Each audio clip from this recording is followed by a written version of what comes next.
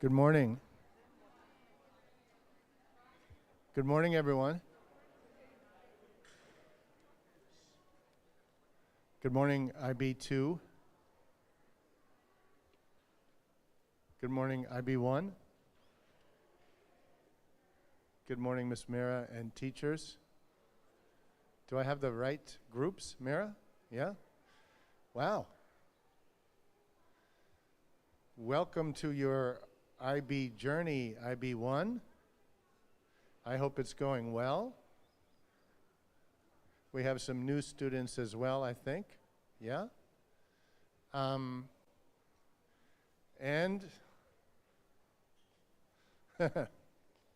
good luck to IB2. IB1, I hope you enjoy the next 10 months. I hope you're organized and disciplined and that you study diligently so that you don't end up overwhelmed during IB2. And if you want any advice, I'm sure they would be happy to give you advice. Although you know what they say about free advice, it's worth what you pay for it. It's all on you. I know you guys have done well last year. You studied hard. I hope your IGCSE results come out to your liking. Today, we're going to hear a little bit about orientation and what the IB students have been doing for the past 3 or 4 days. And I believe we have Samira, Sham, and Sriman. That's right. So I'll turn it over to all three of you, and I would like you to kindly address your parents who are undoubtedly looking on eagerly, wanting to hear more about the IB program and how it is delivered at Casey High and what you've been doing for the past 3 days. Okay, I can give you one of the mics. Come on up here, Samara. Come on, Sham. We have some other microphones, right?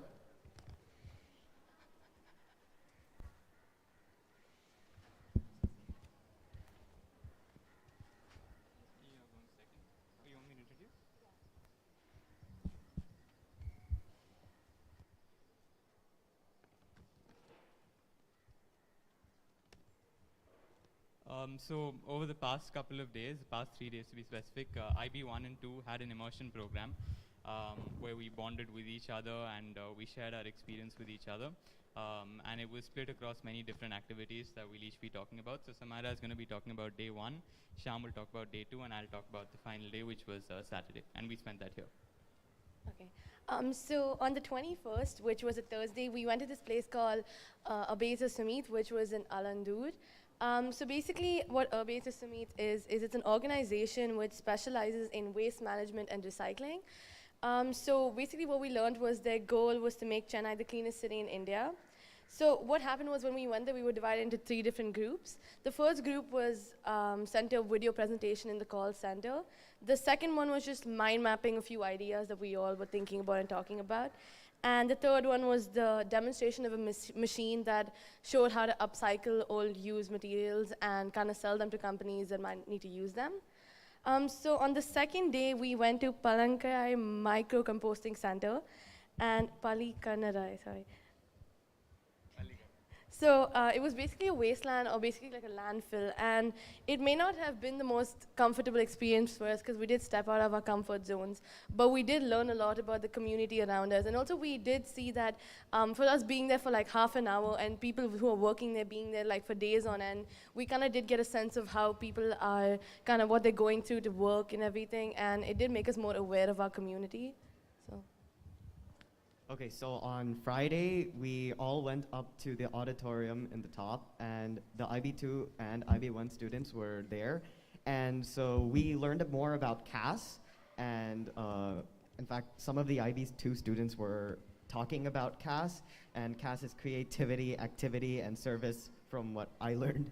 And we first learned about CAS, and then Miss Vedika came, and she is the founder of a nonprofit called Yenudan. And this is for our CAS projects, just to give us an idea of what we're going for, what the teachers want us to do. And Miss Vedika gave her presentation, and she was talking about her organization. And Yenudan means my flight in both Tamil and in Yen means my in Tamil, and in Hindi, Udan means flight. And it's for underprivileged kids who don't have good access to good healthcare, a good education, and also good activities such as extracurriculars, and also a healthy life as well as safety. So Yenudan provides this by giving kind of a program in which students are there, and they set it up, they make sure that they teach the students with good education, and they also give good food to the students. And so they also give counseling to the parents to make sure that the students are able to have a more healthy lifestyle and are able to get access to many of the privileges in a more easy way. So that was what Ms. Vedika talked about, and it was very eye-opening for many of us. And then after that, we got to learn more about CAS, some of the inter-house events, and so we learned about the Winterfest and so on. And then the IB2 students went off to their classes, but the IB1s had to stay, and we were working on our personal profiles at the end of the day. I personally found it to be a very productive day, and I learned a lot from it. Great, thank you. Before we get to day 3, Shriman, let me just pause for a second and just ask, you can come out of the sun if you want. Just ask a couple questions. I think you're both talking about something that we like to refer to as service learning, okay? So at one point, I think, Sham, you said what the teachers want us to do. But what do you want to do? What are you hoping to achieve through a service learning project over the next year or the next 2 years? I'd ask both of you, okay? Samara? I mean, I guess it does contribute to our grades, which I think is coming second. The first thing it does is create awareness within ourselves. And also, I think everyone knows that you feel better after you help someone else, and you feel like you've made an actual difference. So I think that would be one of the factors that I would think is important. And in which area are you thinking about is suited to you and your personal interests in terms of service learning? We're talking about, you've both mentioned the word community, working within your community, which I suppose is Chennai. Is that fair to say? Yeah? So which sectors of the community, which sectors of the economy, which sectors of human enterprise, and things like environmentalism or education, or which areas of the community do you want to work with and do you want to develop yourself with? Well, since recently we did have the presentation he was talking about, I think all of us got to know a little bit more about underprivileged kids in the community center. So that's something I did get a bit interested in, like maybe designing a course for them, or even teaching them some new skills that we have all acquired. So I think that's something I'm interested in, and even maybe in the environmental way, maybe even potting a few plants or a few trees could make a huge difference, and maybe something like that. Great. And tell me also, Sham, when you're talking about working with and partnering with children from other parts of Chennai, what can you learn from them? Well, I think that it is, since we are I think a lot of us are very privileged, we have a lot of things that we are grateful for. I think it is kind of our job to help others who aren't as privileged as us, and I think not only will they get a lot out of it, but we will too. We'll learn a lot, and we'll be able to grow as a person.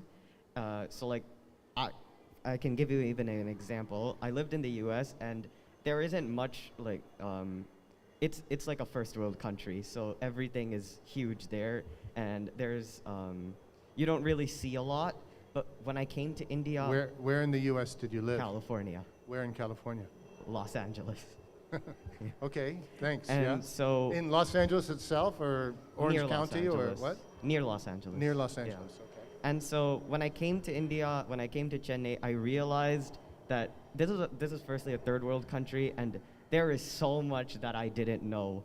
And when I got to know more about it, I kind of changed as a person, I would say, and I became more open-minded and more grateful for the things I have, and also how I did have to like adapt to a lot of things, but I'm happy that I did. So I think the same will have to do with these projects. And I haven't done, as of now, I've only done some of these some community service. So I'm very much looking forward to like doing more community service. I said that it's the teachers also would like us to do it. I'm following the teachers right now because I don't have much experience, but I think as I get more into it, I'm gonna really enjoy it, and I'm gonna learn a lot from it. Sure, that's great, Sham. I didn't mean to criticize you in any way. It's just I want you to think about what you want for yourself and not just what the teachers want you to do, okay? It's a pretty interesting interpretation of California. It doesn't sound like the California I know, which certainly has a lot of homeless people. But we can have that conversation some other day, okay? Tell me, Shriman, what'd you do on day 3? All right, so the third day was great fun. We spent it here on campus, and we started off with a session by Miss Meera on academic integrity, which is something that we are now IB2. We had it as well when we were IB1. Can you explain what academic integrity is? Well, I think personally, everybody has definitions of it. For me, it's to be principled about the work you're submitting and be morally correct about the work you're submitting. So in other words, it's to not cheat or not take unauthorized help, or not copy paste and plagiarize without providing sources. And it can happen very unconsciously at times as well. So we spend time linking academic integrity to the 10 attributes of learning that the IB specializes in. For example, being a good communicator or being principled. And a lot of people chose principled as their main attribute because I think to be principled and to be academically honest, they have a lot in common. But there were very unique interpretations as well that other teams came up with. So it was like one IB2 student with 2 IB1 students, things like that. That's how the teams worked. And something very interesting that we did, we all split into larger teams, and we looked at the policy that KCI has on academic integrity, and there were 10 key points listed over there, ways in which you could violate the policy of academic integrity. And we conducted skits, short skits about 5-6 minutes long, to show how you could violate academic integrity. So my team, we did it about collusion, and there were others as well. So after that, we all dispersed and we went to play games. So it was a very good day. Shriman, why are you smiling? You know I'm going to say something, right? Yes. Okay, Shriman, you're talking about academic honesty and academic integrity, Yes. right? Honesty and integrity are different. positive words. Yes. They imply that you're going to do something. And what I heard was that these things are about not copying, not cheating, not plagiarizing, not violating, all the ways you can violate, etc. So those are all kind of negative interpretations, meaning not do something, not do something, not do something, as opposed to positive interpretations of academic honesty. We will do this, we will do that, we will do this. So do you think you could rephrase academic honesty in some more positive terminology? Instead of telling me what you're not going to do, tell me what you will do. I think in short, in that sense, academic integrity is to be honest to yourself, and it's to be proud about the work you're submitting and be able to back it up if necessary. That's what academic integrity is to me. Right, and where do you get your ideas, Shriman? Do all ideas just come to you out of your brain, or do you sometimes borrow ideas from other people? We definitely do borrow ideas. A lot of what we say or what we write is influenced by things we read elsewhere.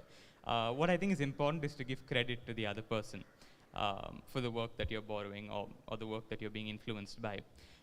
it's inevitable that anything you submit is going to be influenced by somebody else's work.